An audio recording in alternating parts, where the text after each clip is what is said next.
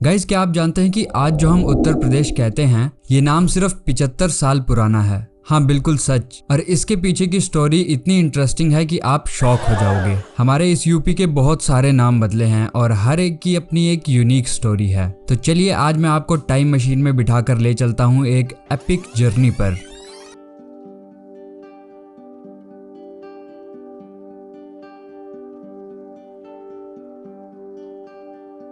Ancient era, the Mahajanapada mystery. सबसे पहले बात करते हैं एंशिएंट टाइम्स की। इमेजिन करो अराउंड 600 बीसी। उस टाइम कोई उत्तर प्रदेश नहीं था। ये पूरा एरिया एक्चुअली था आर्यावर्त का पार्ट, मतलब आर्य लोगों का देश।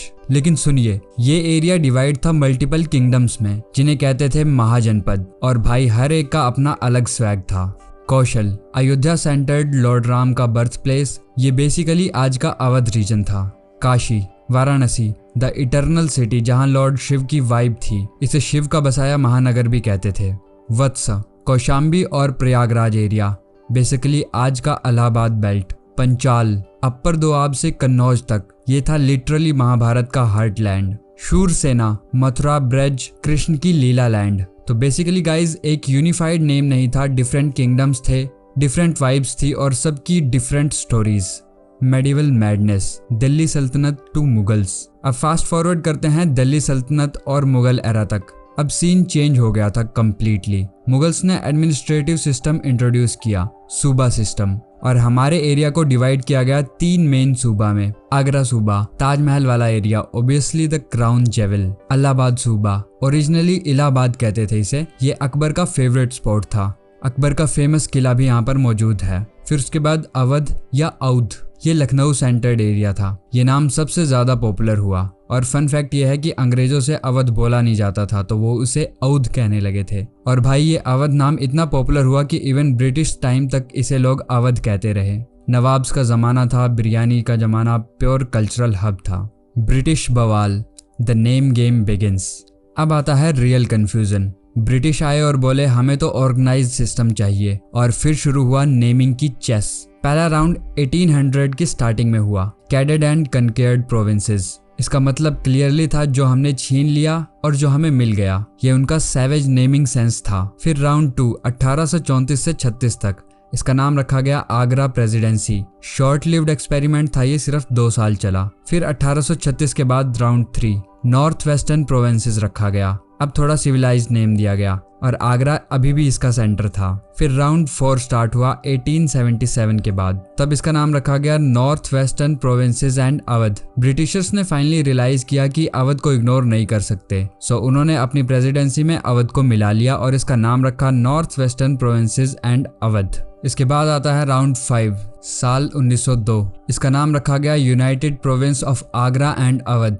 Longest name ever. इमेजिन करो राइटिंग में या एड्रेस लिखने में कितनी मुश्किल होती होगी। और इसी मुश्किल को देखते हुए ब्रिटिशर्स ने फिर रियलाइज किया और 1937 में उन्होंने इसका नाम रखा United province. Government of India act 1935 के बाद फाइनली इस नाम को शॉर्ट कर दिया गया और यूनाइटेड प्रोविंस रखा गया। और ये यूपी एब्रीवेशन भी यहीं से स्टार्ट हुई और आज तक फेमस है। The freedom finale, birth of Uttar Pradesh. और फिर आया वो historic moment 15 August 1947, India independent. लेकिन गाइज अभी भी नेम था यूनाइटेड प्रोविंसेस। लेकिन वेट फॉर इट, 24 जनवरी 1950 आया। ये डेट याद रखो। इस दिन ऑफिशियली यूनाइटेड प्रोविंसेस का नाम चेंज करके रखा गया Uttar Pradesh. United Province alteration of name order 1950, ये था द ऑफिशियल डॉक्यूमेंट। मतलब गाइज जो आप यूपी डे सेलिब्रेट करते हो 24 जनवरी को, ये एग्जैक्टली इसी वजह से है। और फन फैक्ट ये है कि उत्तर प्रदेश मतलब नॉर्दर्न स्टेट, ये नेम सिंपल,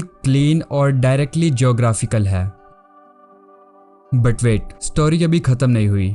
9 नवंबर 2000 को यूपी के हिल डिस्ट्रिक्ट को अलग करके उत्तरांचल बना दिया गया। इसी को बाद में 2007 में नेम चेंज करके उत्तराखंड रख दिया गया। मतलब भाई यूपी ने अपना बेटा भी दिया है कंट्री को। लेकिन गाइज एक चीज कांस्टेंट रही है throughout our cultural reasons, चाहे गवर्नमेंट कुछ भी नेम रखे। ब्रिज, जो कि कृष्ण की लैंड रही है, इस एरिया में मथुरा वृंदावन का नाम एंशिएंट टाइम से लेकर अभी तक सेम है। अवध, नवाबी कल्चर, लखनऊ का दिल, इस रीजन के भी बहुत से एरिया जैसे अयोध्या, इनका नाम भी सेम ही है अभी तक। Rohilkhand, warrior spirit, Bareilly belt पे जो है। Bundelkhand, Chandela legacy, southern UP, Doab, Ganga Yamuna के बीच के फर्टाइल लैंड, इन जगहों पर जो रीजन्स हैं उनका नेम आज तक सेम ही चलता आया है। ये नेम्स एडमिनिस्ट्रेटिव चेंजेस से अनअफेक्टेड रहे हैं, कल्चर का नाम कोई चेंज नहीं कर सकता। तो गाइज ये थी उत्तर प्रदेश के नेम्स की complete journey, from multiple Mahajanapada kingdom से लेकर एक यूनिफाइड मॉडर्न स्टेट तक।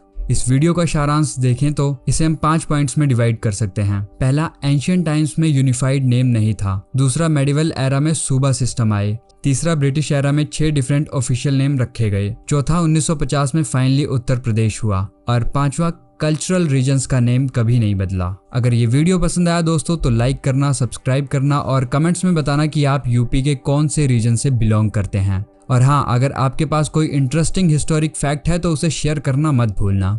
और अगर आप चाहते हैं कि मैं ऐसी किसी और स्टेट की हिस्ट्री कवर करूं तो कमेंट सेक्शन में उसका नाम जरूर बताना। Until next time, keep exploring history. Jai Hind.